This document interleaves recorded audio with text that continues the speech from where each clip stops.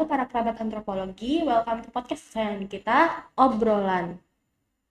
Bareng aku Vivi, dan kali ini aku nggak bakal sendirian nih. Ada dua narasumber yang keren banget. Ada Mas Torik sama Siva.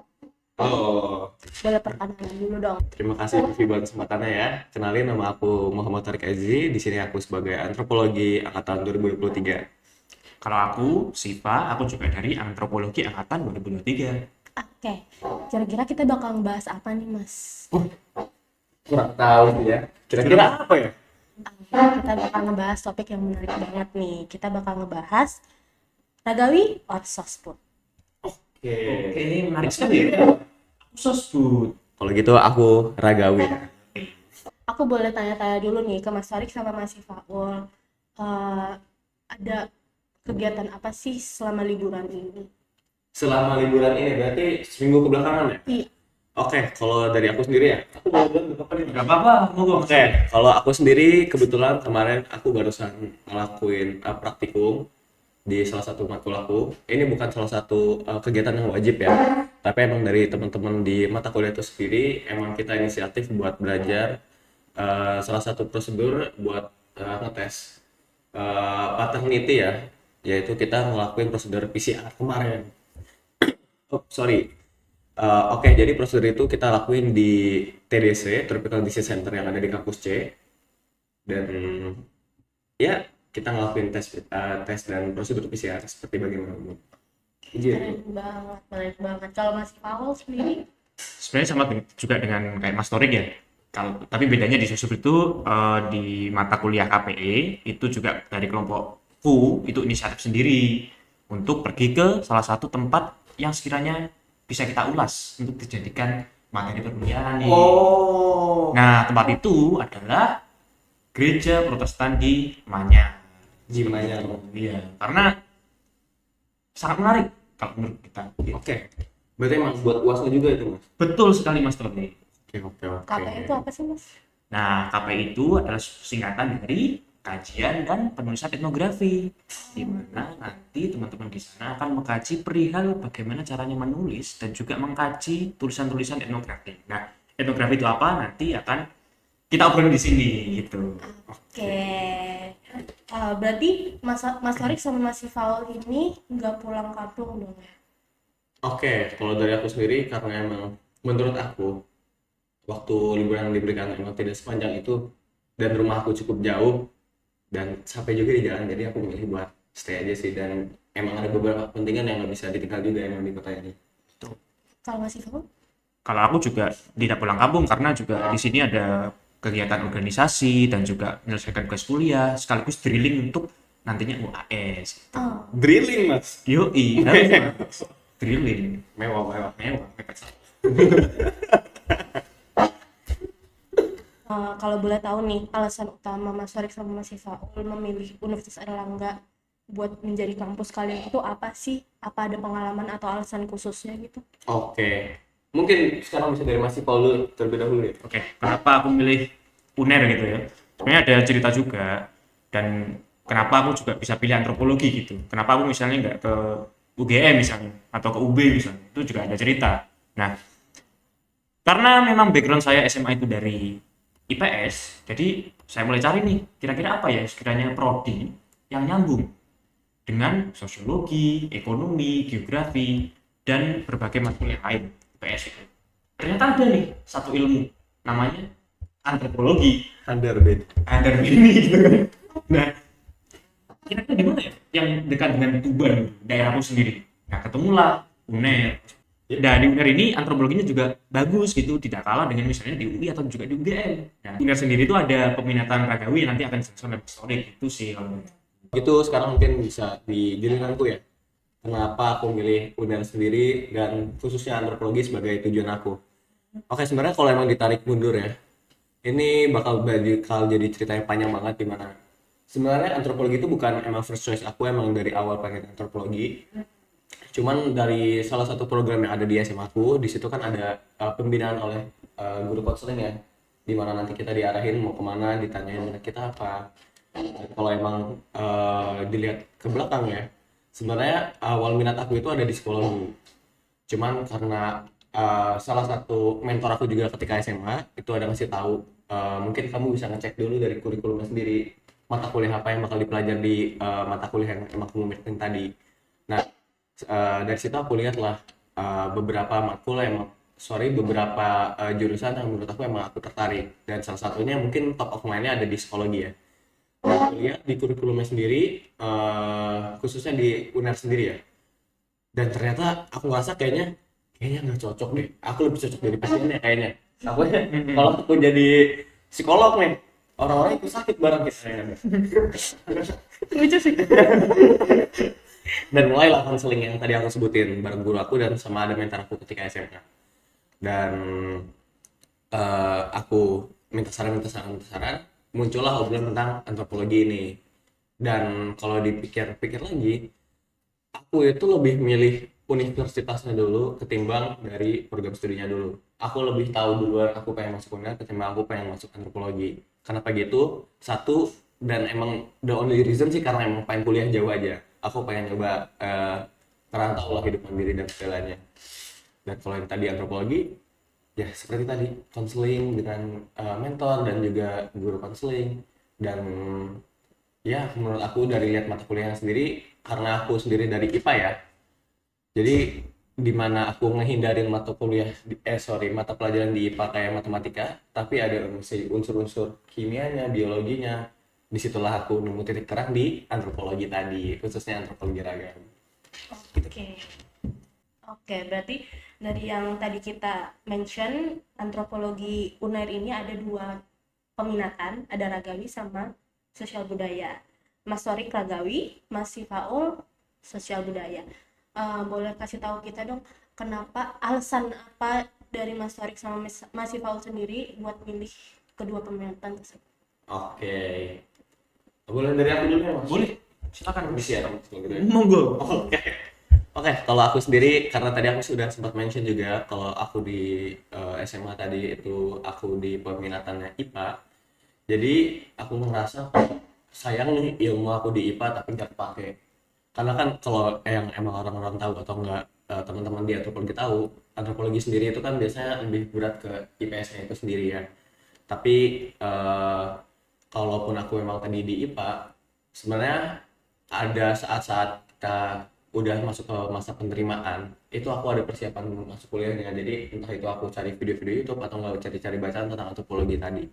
Nah, aku nemu di sini ada salah satu channel, dia mahasiswa juga mahasiswi di luar negeri, jadi emang channel berbahasa Inggris. Dia itu ngomongin tentang peminatan-peminatan yang ada di antropologi, dan dia sempat mention ada dua yang emang menarik perhatian aku. Tadinya ada antropologi ragawi dan juga linguistik. Dan aku merasa sebenarnya tadinya lebih condong ke linguistik, di mana itu kan mata kuliah yang ada di peminatan sosial budaya ya. Nah, tapi setelah aku kejalanin semester 1 dan semester 2, dan di situ kita ada pengantar ilmu antropologi ya. Dan di situ ada di pertemuan-pertemuan, sekitar pertemuan 10 dan sampai 12, di mana kita ada ngebahas tentang antropologi ragawi. Ternyata emang udah rumahnya aku kayaknya emang di IPA-nya tadi gitu sih kalau dari aku. Kalau aku kenapa pilih sosial budaya itu sebenarnya ada dua alasan. Yang pertama itu ada pengalaman. Nah, yang kedua ini dari sumber bacaan sebenarnya. Karena saya juga suka baca buku gitu Mas Tori. Waktu Oke. SMA. Nah, itulah pas SMA itu saya baca salah satu buku dari Frederick Engels. Judulnya itu Kondisi Kelas Pekerja di Inggris. Nah, aku sangat terkesan tuh dengan buku tersebut. Kok bisa ya orang itu kemudian menulis dengan sangat detail perihal kondisi buruh pada saat itu gitu. Mulai dari bentuk ruangannya seperti apa, anaknya berapa, kondisi mereka hidup bagaimana, itu dijelaskan secara detail gitu. Nah, kemudian saya coba cari gitu ya, bacaan yang lain. Ternyata ada satu ulasan juga yang mengulas buku ini itu sebagai buku antropologi, bahkan sebagai buku etnografi yang pertama yang ada di dunia. Jadi, wah menarik banget gitu kan. Nah, yang kedua, alasan dari pengalaman itu dulu waktu kakak saya kan kuliah di UB ya, jurusan maritim, itu sedang magang di salah satu pelabuhan. Nah, magang itu kan kita harus nganter dong ke rumah penginapannya, ya kan. Nah, itu aku ketemu nih sama salah satu keluarga. Nah, di keluarga itu unik banget, Trik. karena dia tidak mengikuti ekonomi yang misalnya kayak memproduksi barang atau sebagainya, tapi dia itu bisa hidup dengan cara mereka sendiri. Oke. Jadi mereka tuh menanam padi ya untuk dimakan sendiri. Mereka memproduksi minyak dari kelapa ya buat di itu sendiri gitu. Oke, Jadi oke. ini apa ini kayak kira-kira yang ilmu yang bisa digunakan untuk mempelajari kayak gini-gini gitu. Dan nemu juga antropologi, sosial budaya gitu. Banget, menarik banget. Boleh Mas kasih tahu kita sisi menarik dari peminatan yang sedang Mas jalani? Oke. Ini mau Masnya dulu? Monggo Mas Tori dulu. Oke. Karena mungkin teman-teman udah tahu kalau aku tadi di pemerintahan Ragawi ya. Dari apa yang aku rasain dan aku jalani selama ini, menarik banget sih. Pertama dari segi mata kuliahnya, dari segi dosennya, dan segi ambience ataupun whole experience dari antropologi Ragawi ini sendiri. Dimana memang di SMA aku pun udah belajar tentang biologi dan segalanya tentang manusia. Cuman di sini ini kan lebih mendalam lagi ya, dimana kalau aku bisa mention salah satu matkulnya seperti osteologi atau antropometri di semester 3 kemarin, itu ngeberi pengalaman yang menarik sih tentang bagaimana kita belajar tentang ternyata tulang tuh bisa begitu banyak informasi, atau enggak dari aku ngeliat kamu ke depan gini aja terproyeksi nih tulang-tulang kamu aja itu udah kayak gimana. Jadi dari apa yang aku pelajarin di dua mata kuliah tadi itu ngebus minat aku tentang Ragawi ini sih, dan makin mantepin aku tentang buat aku ngejalanin di peminatan ini, begitu sih. Kalau Mas Fau? Ya, kalau sosial budaya itu menariknya adalah kita bisa melihat suatu masyarakat itu dari dalam atau lebih dalamnya itu seperti apa. Karena masyarakat itu sebenarnya bukan sesederhana yang kita pikir, bukan sekumpulan manusia atau misalnya keluarga menetap dan sebagainya, tapi ada semacam struktur yang tersembunyi. Nah, itu bisa dipelajari lewat matkul-matkul yang ada di sosial budaya. Misalnya di teori antro. Nah, itu bisa kita gunain tuh. Nanti ketika kita turun ke masyarakat, kita analisis. Sebenarnya di balik masyarakat ini ada apa gitu. Misalnya ada masyarakat yang konflik nih. Ini kenapa bisa ada konflik gitu? Atau konflik macam apa yang mereka perbutkan atau mereka selisihkan gitu. Itu bisa digali lewat matkul-matkul yang ada. Dan dosen-dosen sosial budaya juga itu juga terkenal juga di kalangan internasional karena sering ikut conference, dan bahkan beberapa artikel mereka pun terindeks Scopus gitu, yang dimana itu menjadi suatu apa ya, semacam privilege juga ya, atau apa ya, semacam kebanggaan lah. Dan ya seperti itu. Kalau gitu aku boleh nambahin juga, shout out buat Buto sebagai itu salah satu dosen yang emang terkenal juga di kampus masalah. Itu emang udah prestisius banget namanya di bidang antropologi, khususnya di antropologi etika. Dan benar yang dikatakan sama Mas Iqbal di sini ya. Memang secara besar antropologi emang kita melihat mungkin hal-hal yang nggak terlihat di masyarakat. Dan paradigma yang aku pakai sebagai anak Ragawi pun sebenarnya terpakai juga di sini, di mana kemarin kita dan aku teman-teman itu sempat ngelakuin penelitian di Madura ya. Jadi bagaimana aku cara melihat ke masyarakat pun agak sedikit berubah, di mana aku jadi nggak sejudgmental itu, karena emang base dari yang aku pelajarin di mata kuliah di Ragawi tadi, dan dimana aku ngeliat ternyata fenomena kayak berbagai budaya yang di dunia itu banyak kok yang ngaruhin bentuk manusia, baik itu secara yang visual atau mungkin secara fisiologisnya gitu. Itu menarik banget gak sih antropologi ini teman-teman ya. Oke, berarti pasti ada dong dua mata kuliah yang Mas Sorik sama Mas Sifal ini sukain. Boleh sebutin gak sih Mas dua mata kuliah ini apa sih? Silakan Mas. Oke, ada dua matkul favoritku. Yang satu itu teori antro dan yang nomor dua itu KPE. Nah, kenapa teori antro menjadi favorit? Karena aku jujur suka jalan-jalan Mas. Dan aku ingin kalau aku jalan-jalan itu menambah insight. Nah, dengan adanya teori antro, baik itu yang teori klasik maupun teori yang kontemporer, itu bisa memperkaya bagaimana aku melihat suatu masyarakat. Masyarakat yang kayaknya gitu-gitu aja itu ternyata menyimpan misteri yang sangat luar biasa gitu kalau kita tahu teorinya macam apa. KPI sendiri kenapa aku suka? Karena di KPI itu kita bisa tutor lab. Nah, tutor lab itu memberikan aku kayak pengalaman, sekaligus aku bisa refleksi gitu. Seperti yang juga tadi dimention oleh Mas Torik itu, antropologi itu gunanya untuk apa sih? Untuk mengatasi etnosentrisme, Mas. Iya kan?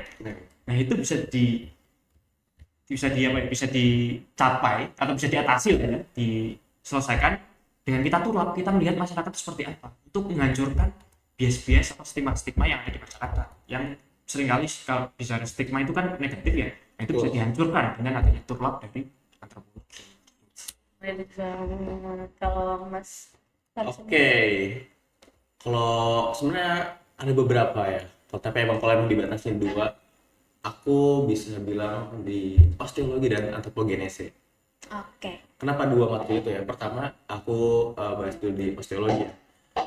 Kenapa aku suka osteologi? Kenapa?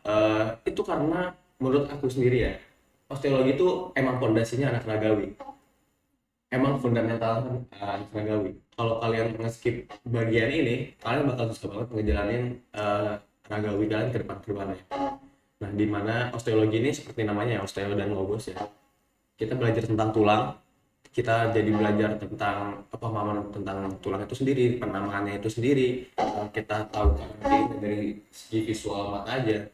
Nah, jadi selama proses pembelajaran osteologi tadi ada sempat salah satu kasus di salah satu budaya ya Mas, dimana kalau kita itu sebutnya bone tree modeling, dimana di budayanya itu dia masuk papan di 4 sisi kepalanya, jadi dari segi tengkorak pun dia mengalami perubahan, jadi nggak seperti kita tengkoraknya yang bulat seperti ini, dia agak lonjot.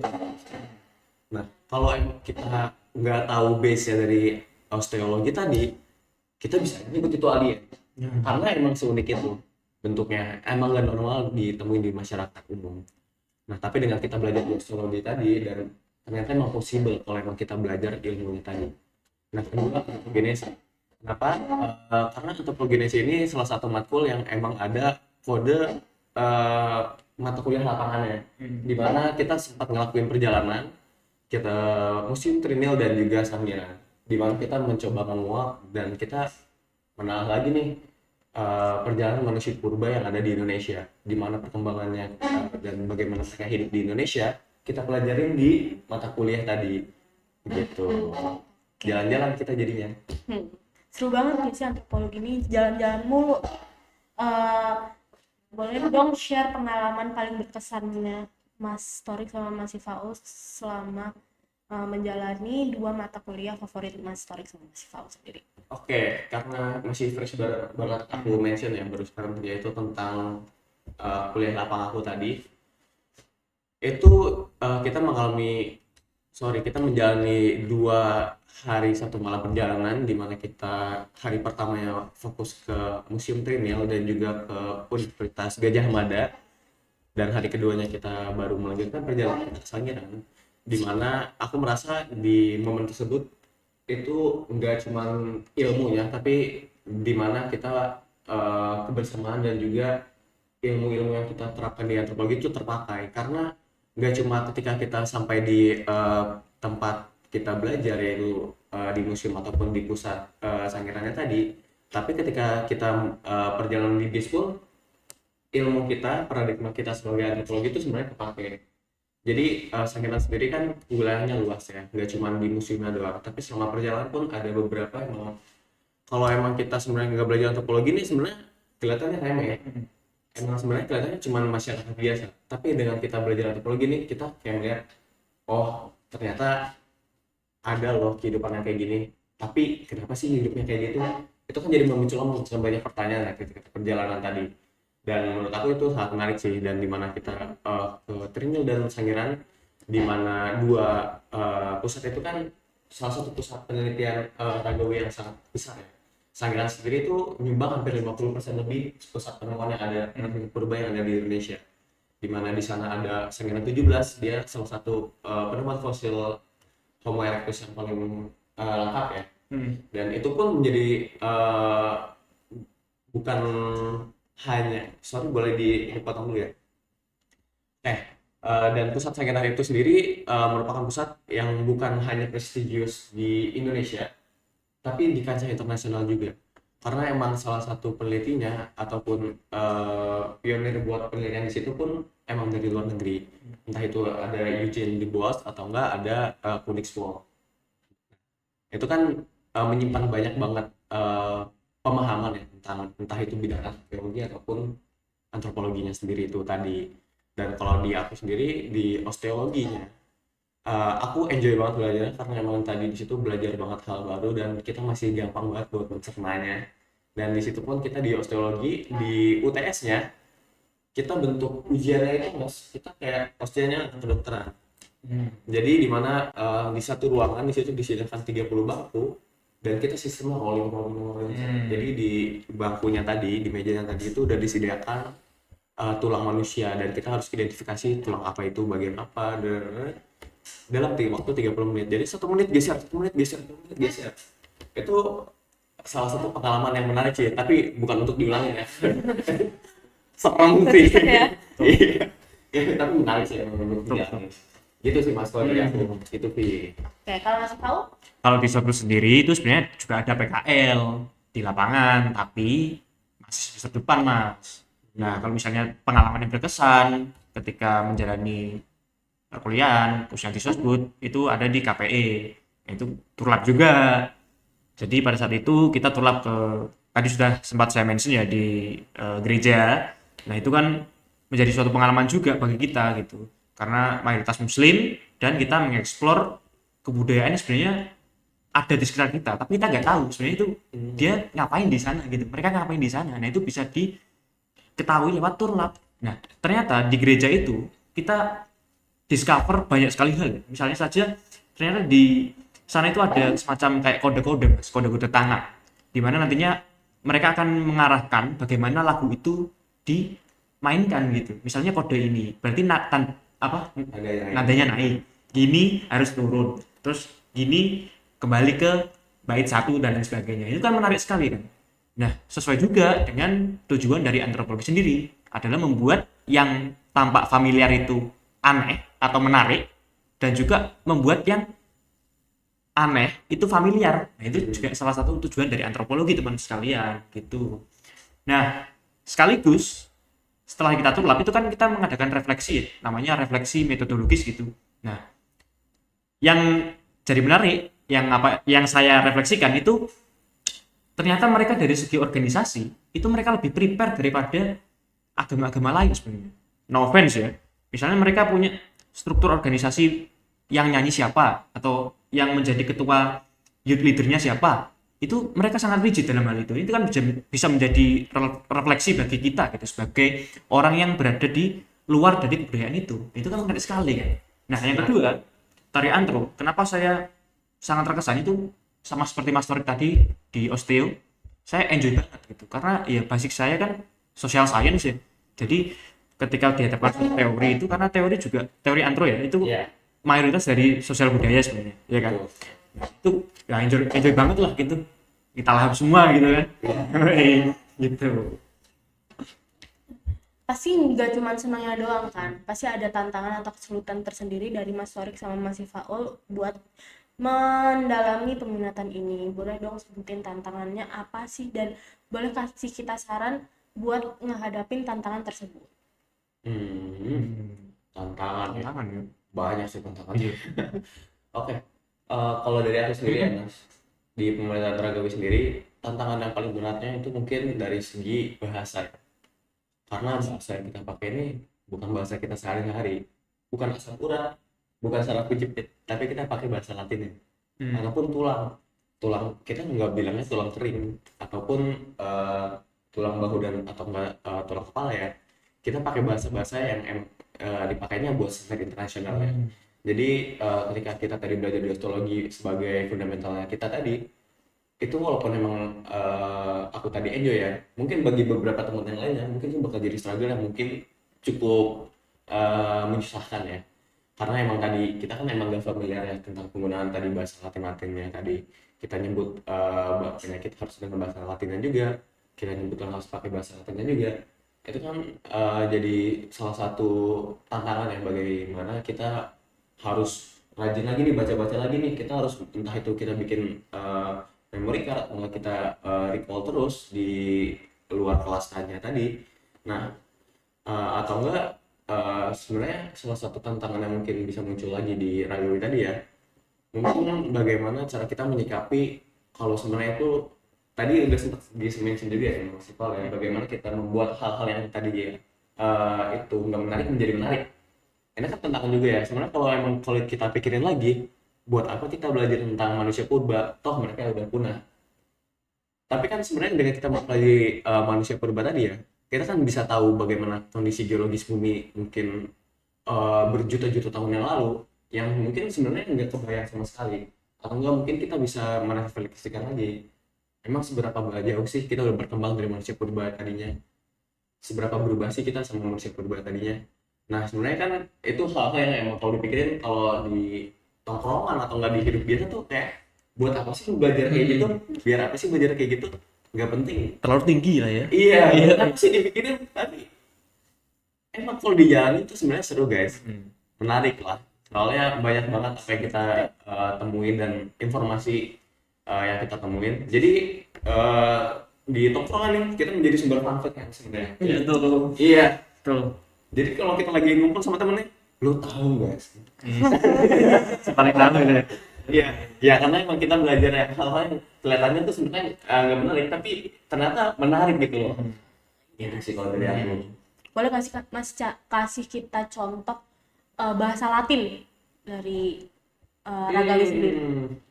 Cukup misalkan. Oke, mungkin nggak nyebut bahasa Latin, mungkin karena di penyebutan tulang dari kita sendiri itu nggak semuanya pakai bahasa Latin, kita juga mungkin ada bahasa Inggris ya. Nah, tapi emang itu kan yang ditetapkan dalam standar internasional tadi ya. Oke, jadi di tulang manusia sendiri itu ada jumlahnya ada 206. Nah, dari tengkorak kita sendiri kan itu ada frontal bones atau nggak parietal bones, ada occipital bones, ada basal, atau nggak di tulang kita nih ada phalanx, jari-jari kita. Nah, di jari-jari kita ini kan jadi ada 3 bagian ini. Ini dibagi-bagi. Iya, ini kan ada garisnya nih, set. Nah, itu ada 3 ini. Ini beda-beda nih sebutannya. Basisnya sama phalanx, cuman ada proximal, ada intermediate, dan juga ada distal. Nah, itu kan tadi proximal distal ini sebenarnya emang bisa diaplikasikan di tulang-tulang yang lainnya juga, di mana proximal tuh nunjukin bagian paling dekat tubuh kita, sedangkan distal yang paling jauh. Begitu. Nah, di sini kita tahu ini tulang kita ada humerus, ada radius, ada ulna, dan ada cara biar kita tahu juga ada radius ulnanya tadi. Kalau kita tangan kita diposisikan seperti ini, bagian tulang yang mengarah ke jempol kita itu radius. Kalau kelas sebaliknya baru ulna. Nah, itu kan tadinya kalau kita nggak emang belajar di osteologi dan kita nggak dikasih tahu cara buat menekan 2 hal tadi, itu nggak bakal tahu sih. Atau nggak kita juga bisa nyebutin beberapa tulang di sini kan masih banyak lagi ya. Tulang appendicular atau enggak tulang yang lainnya tadi. Kalau misalnya di operasi plastik gitu kan dari tulang rusuk gak sih mas? Itu gimana sih mas cara kayak nyambunginnya? Kayak kenapa bisa ditaruh di hidung gitu? Tulang rusuk taruh hidung. Itu aneh sih menurut aku. Betul banget ya. Nah, tapi perlu kita ketahui lagi kalau kita ini sebenarnya antropologi ya, bukan kedokteran. Nah, jadi sebenarnya ini menjadi masalah juga ya ketika kita belajar gimana masalah tentang etik kita tadi ya. Ada beberapa mungkin memang batasan-batasan yang nggak bisa kita langkahin sebagai seorang antropolog. Nah, kita sebagai antropolog di sini kan kita nggak boleh diagnosis penyakit. Itu ranahnya kedokteran. Walaupun kita tahu basisnya mungkin penyakit-penyakit apa yang diderita sama lansia, kita nggak boleh tuh nentuin kalau mereka itu sakit apa. Karena memang kita nggak punya ilmunya di situ. Dan dari antropolog sendiri ya, kita lebih banyak belajar tentang paleopatologi, yaitu penyakit-penyakit dari emang zaman purba tadi ya. Nah, dan kita pun lebih banyak belajar tentang tulang ya tadi. Jadi emang penyakit-penyakit yang menyerang di tulang ya. Jadi kenapa kita emang lebih fokus di situ? Emang dapat dipahami juga ya, karena memang kalau kita belajar tentang manusia purba tadi, kita salah satu mungkin objek yang bisa diteliti dan tertinggalnya itu tinggal di tulangnya. Udah nggak ada lagi soft tissue-nya lagi, udah nggak ada jaringan-jaringan lunaknya, entah itu kulit, tulang, ya benar kulit, daging dan segalanya, itu kan udah tersisa. Nah, jadi ketika kita melihat tadi sebagai seorang antropolog ya, dan kita belajar, nah kita jadi tahu juga nih, oh ada ranah-ranah yang emang boleh kita lewati sebagai antropolog dan tidak gitu. Berarti Mas sendiri sebagai gimana nih Mas? Sosmed fun banget. fun Parah banget. banget. Tapi juga ada hambatannya dong ya. Tuh. Nah, salah satunya nih kita kan banyak wawancara nih buat gather data gitu kan. Nah, ini adalah suatu momok sebenarnya bagi orang yang pemalu sekaligus introvert, Pak. Jadi kalau misalnya kita itu pemalu, itu data yang kita hasilkan dari wawancara itu akan jelek, Pak. Betul. Dan juga kalau kita introvert, kita itu setelah mewawancari satu informasi biasanya kita lelah, Pak. Capek. Langsung capek, sosial energi kita tuh benar-benar habis bisa. Nah itu menjadi suatu tantangan karena saya juga pemalu sebenarnya. Jadi ketika saya wawancara itu seringkali ngeblank gitu karena kita terus mikirkan ini gimana impresi si informan itu pada kita gitu. Apalagi kalau kita wawancara misalnya tadi kepala pastor di gereja itu kan ada gap knowledge tuh antara aku dan juga beliau. Nah, ini kan menjadi suatu refleksi juga bahwa sebenarnya kita itu nggak tahu apa-apa dan yang berkuasa adalah atau yang apa ya yang lebih tahu adalah para informan yang ada di lapangan. Nah, itu jadi tantangan juga dan itu seringkali menghambat kita karena kita cenderung merasa inferior, tapi itu nanti juga bisa diatasi ketika kita melaksanakan refleksi yang di rumah gitu. Kita bisa renungkan lagi sebenarnya itu anggapan kita atau memang nyata kayak gitu. Berarti agak lebih menantang ragawi ya daripada sosmed. Jangan seperti itu. Iya benar. Apa nih kok? Apa yang dihadapi sama musikal tadi, kita sebenarnya dihadapi juga sama anak Gawi. Oh, memang kita belajar biologis mungkin kesannya nggak ada mungkin turap yang seperti wawancara tadi. Kita masih pakai kok. Emang balik lagi ya, kita kan dasarnya emang antropologi, cuma pemerintahan kita aja yang beda ya. Dimana kemarin kita sempat melakukan penelitian ya ke Madura, tempatnya di Sampang. Itu sama halnya dengan Mas Tikol tadi, kita ada berjumpa dengan emang sosok setempatnya ya. Dan di situ kan benar seperti apa yang dikatakan Mas Tikol tadi, ada gap knowledge. Kita merasa inferior tadi, dirasain juga kok sama kita. Jadi emang kalau disebut tantangannya lebih berat ragawi, enggak kok, kita sama berat kok. Iya. Nambahin juga nih, Mas Orik nambahin nih. Silakan Mas. Jadi sebenarnya sekat itu tidak terlalu kelihatan. Kita bisa sebenarnya sekat di antropologi itu bisa di trespassing lah. Karena kita itu dari sosmed juga nantinya akan bekerja sama juga dengan ragawi. Jadi jangan terlalu di kotak-kotakan. Betul. Berarti kita satu antropologi. Yo, Betul. dari Beni. Mau nanya nih mitos atau faktanya anak antropologi. Oke, boleh banget. Boleh banget tuh. Banyak banget ya. Mitos atau Fakta. belum. Mitos atau fakta sih anak antropologi itu kerjaannya cuma gali-gali doang. Gali-gali doang. Kali-kali. Ya. Mitos. Mitos. Oh. Ya. Mungkin lebih berat ke anak Gawi kali ya kalau masalah gali-gali tadi ya. Soalnya dari aku sendiri udah 4 semester di UNER ini dan belajar di antropologi, aku belum ngelakuin sama sekali ekskavasi yang tadi kata kamu gali-galian tadi ya. Ya, jadi kalau emang dikatain kita cuma gali-gali doang, mitos sih. Soalnya nggak cuma gali-gali doang, kita entah itu nanti ada turun lapangan atau enggak kita belajar ke lab. Kita banyak banget kok metode buat belajarnya. Nggak cuma observasi, kita bisa banyak banget. Kita bisa wawancara, kita bisa turun lapangan tadi, begitu. Mitos atau fakta selanjutnya, mitos atau fakta sih anak sosmed tuh kalau ke kelas tuh bawa menyan. Itu jelas sekali Fakta. Aneh ya bawa menyan.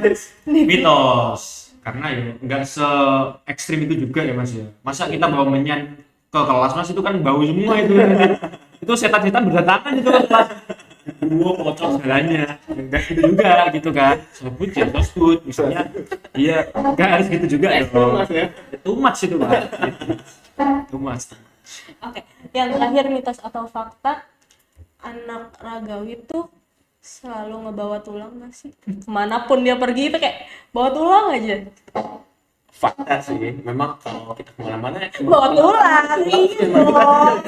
Iya seru sih. Iya. Jadi fakta. Tapi kalau tulangnya resource skeletal atau enggak eksternal, tentu kita enggak kemana tuh. Serem juga sih. Kayak manusia purba. Kartu rahang gitu ya. Iya, alat-alatnya dari tulang. Waduh, iya juga. Jadi mitos guys. Boleh nggak sih kasih saran ke calon mahasiswa baru, saran atau strategi dalam memilih peminatan khususnya di antropologi Unari? Strategi. Mas yang mau mulai dulu? Boleh. Silahkan Mas. Oke, mungkin dari aku sendiri, teman-teman mulai mempelajari apa itu etnografi. Etnografi itu adalah salah satu senjata atau suatu metode yang sangat ampuh bagi kita para antropolog ya Mas ya. Betul. Tidak peduli itu Senjata sosmed, betul. Yang kemudian juga membedakan kita dengan ilmu-ilmu sosial yang lain gitu. Mulai cari-cari tahu, baca-baca buku, nonton video YouTube, baca-baca laporan penelitian dan sebagainya, itu bisa teman-teman mulai cari. Dan juga mungkin banyak bersinggungan juga dengan dunia luar ya. Atau sering-seringlah misalnya ngobrol dengan tetangga untuk kemudian melatih skill bagaimana kita menggather data itu tadi, karena itu nanti bakal sangat kepake karena kita adalah ilmu sosial bernilai. Objek studi kita adalah manusia itu sendiri, jadi jangan hanya belajar secara tekstual tapi juga realnya seperti apa di lapangan. Oke. Aku izin menambah. Monggo Mas. Mungkin kalau secara garis besar untuk menjadi seorang antropolog muda ya, sebagai mahasiswa antropologi, yang bisa kalian lakukan buat sebagai persiapan itu pertama adalah mengakses website visit khususnya Departemen Antropologi buat ngecek kurikulumnya. Nah jadi kalian bisa cari tahu tuh mata kuliah apa sih aja sih yang bakal dipelajari, entah itu dari semester 1 sampai semester 8.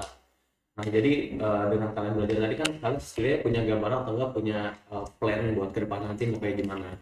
Entah nanti kan walaupun sebenarnya bahasanya masih aneh banget nih, osteologi apa sih. Nah kalian kan jadi punya kesempatan atau enggak punya akses terlebih dahulu buat nyari tahu itu apa. Nah kalau emang ditanya buat strategi buat atau persiapan buat jadi peminat nanti ragawi tadi, mungkin kalian bisa baca buku Sapiens kayak karyanya Yuval Noah Harari ya. Di situ kan dia bentuknya novel pop science ya. Jadi kalian bisa tahu nih secara garis besar perjalanan umat manusia itu kayak gimana sih. Nah, jadi itu kan setidaknya bisa memupuk rasa penasaran kalian buat mata-mata kuliah tadi. Nah, jadi novelnya cukup jelas dan cukup menarik ya, di mana kita belajar tentang secara besar dari variasi manusia. Kita kan bukan Homo sapiens doang, ada Neanderthal, ada Homo erectus, perkembangan kita gimana, bagaimana kita manusia modern bisa berkembang hingga sekarang. Nah jadi sih kan harus dipupuk dulu ya rasa ingin tahunya, dimana tadi kita harus mengubah apa yang kelihatan membosankan jadi menarik.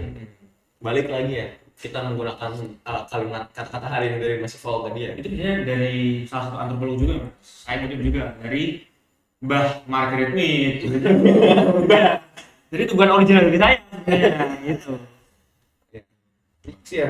Iya. Untuk insight. Waduh. Iya, jadi seperti apa yang tadi kita bahas tadi ya, sebenarnya menjadi menarik.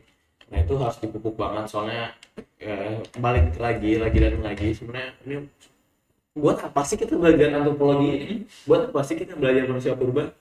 Nah itu kan sebenarnya harus dipupuk lagi, harus direfleksikan lagi sama kalian sebelum kalian nanti benar-benar terjun jadi mahasiswa antropologi semester 1. Begitu kalau dari aku sih. Tingkatin curiosity. Betul. Oke. Stay curious guys.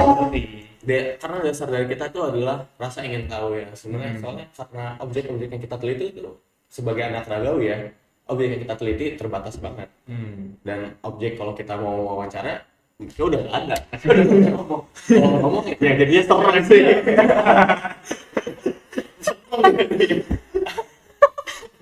Gitu sih. Jadi kalau kalian mau curi-curi start nih, kalau dari aku bikin flashcard tentang tulang-tulang tadi, karena emang fundamentalnya banget buat tahu tulang-tulang tadi, karena emang bakal sering banget dimention.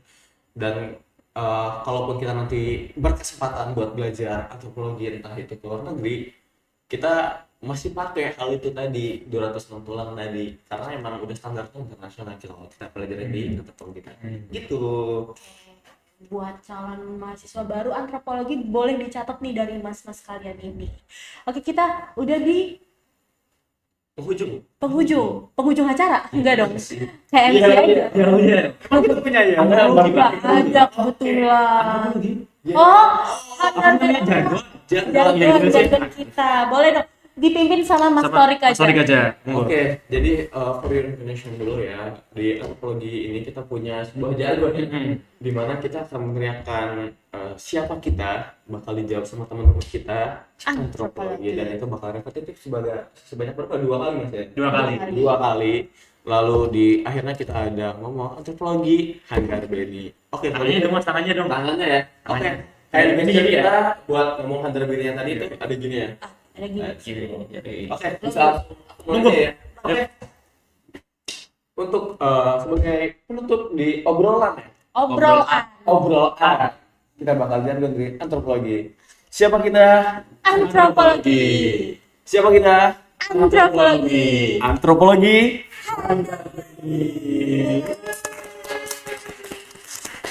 Oke, kita udah lama nggak sih? Ini kita ngobrolnya udah lama nggak sih Mas? Udah kayak 1 jam. Iya, nggak berasa nggak sih lamanya tuh? Iya, oke, terima kasih Mas Torik, Mas Siva udah menyempatkan waktunya untuk ngobrol sama aku di sini. Iya, Udah makasih juga buat undang kita ya. Kita di sini, kita sebagai mahasiswa biasa semester 4 masih merasa sangat bersyukur dan tersanjung udah diundang ke acara ini. Terima kasih buat Dima, antropologi yang sangat luar biasa saya kira dengan mengadakan podcast kayak gini. Iya. Kita jadi menambah insight nih. Syarat buat antropologi. oke. Thank you juga buat Vivi ya. Iya, Makasih, Mas. Sekian dari aku, Vivi, aku undur diri. See you di episode selanjutnya. Bye. Peace out.